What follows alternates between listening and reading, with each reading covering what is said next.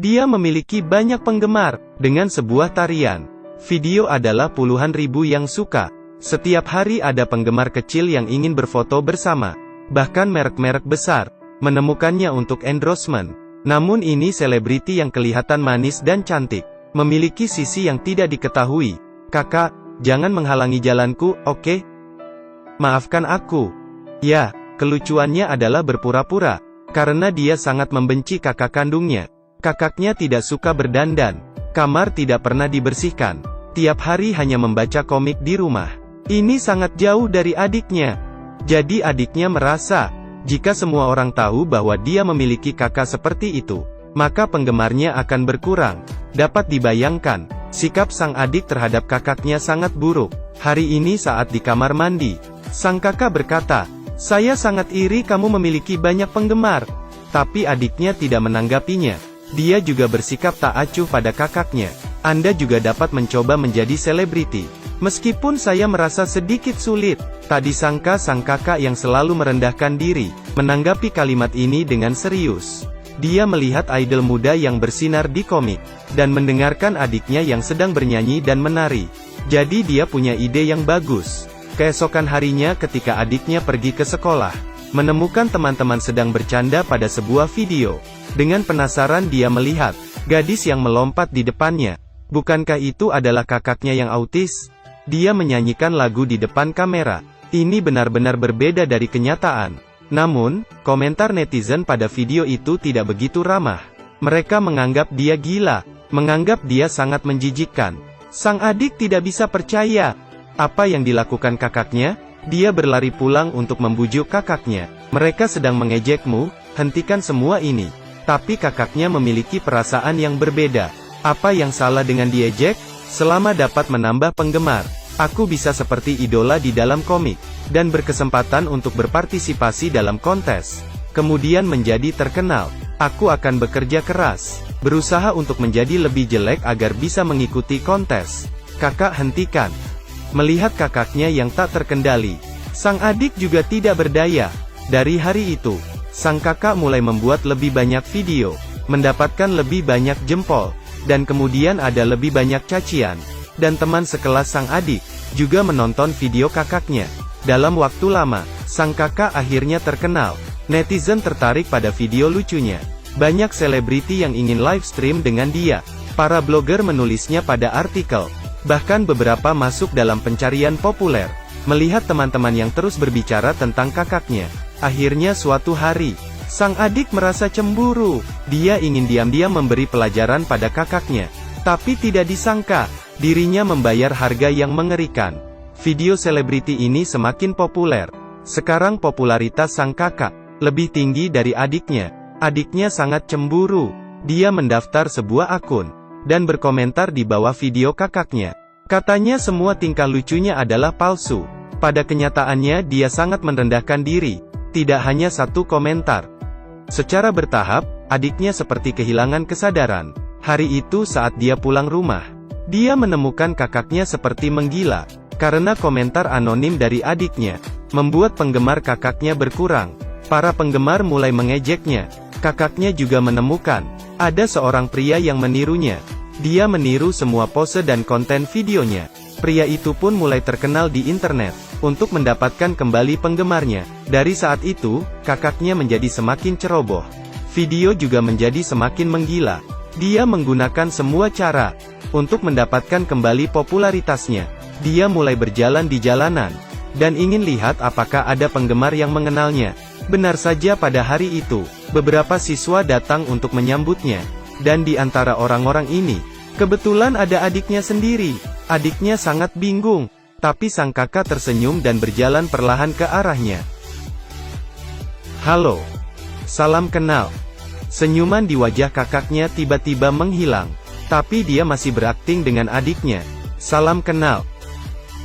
Saya telah menonton videomu." Sang adik tidak pernah menyangka, karena hal kecil ini, membuat hubungan mereka runtuh. Saat pulang rumah, sang kakak bertanya adiknya, mengapa tidak berani mengakui hubungan mereka. Sang adik tidak membantah. Dia bilang dia lupa. Melihat adik yang panik, sang kakak tampaknya telah menebak sesuatu. Apakah kamu yang meninggalkan komentar buruk? Sang adik takut rahasianya diketahui kakaknya. Dia segera mengalih topik. Jadi sang kakak menebak, pasti pria itu yang menulis komentar buruk. Videonya semakin gila sekarang. Bahkan mengambil foto sang kakak, sambil berkata akan mengalahkannya, sambil memakan fotonya.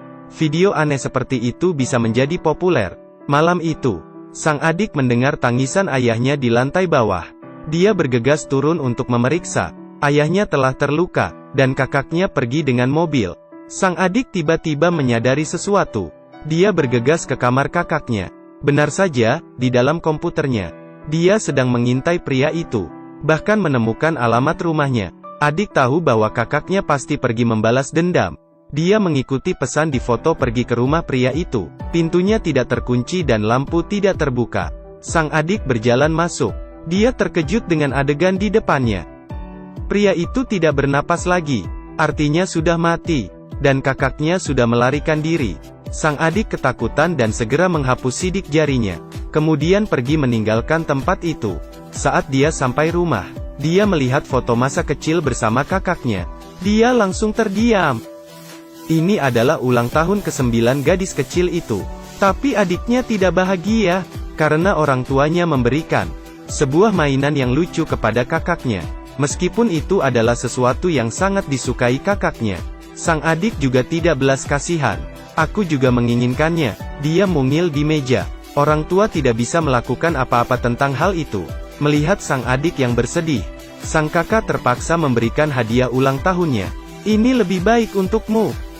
Itu bagus. Terima kasih kakak.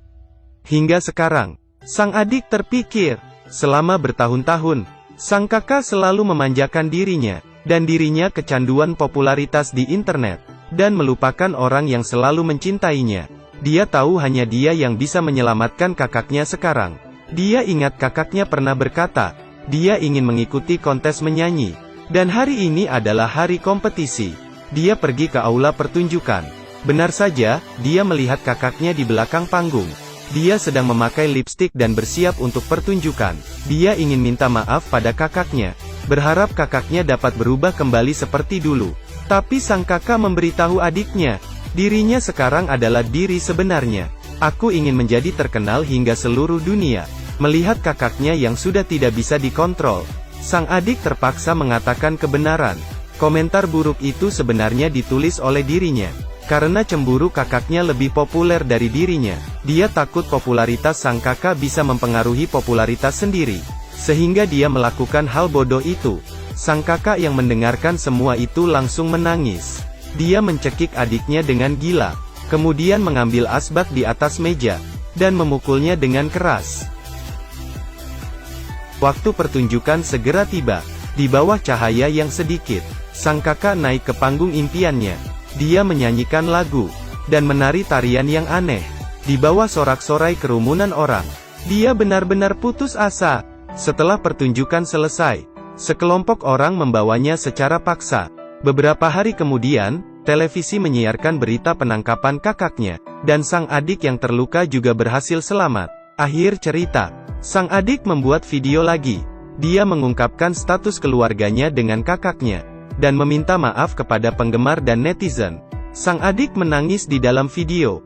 Dia sangat menyesal, dan netizen bersimpati pada apa yang terjadi padanya. Mereka memberikan komentar padanya, juga merekam banyak video untuk mendukungnya. Dan sang adik juga tergerak oleh perilaku penggemarnya. Tapi setelah beberapa saat, ekspresinya berubah. Tampaknya dia tahu ini kesempatannya untuk menjadi populer. Ini adalah drama Jepang yang terkenal, No Lemming.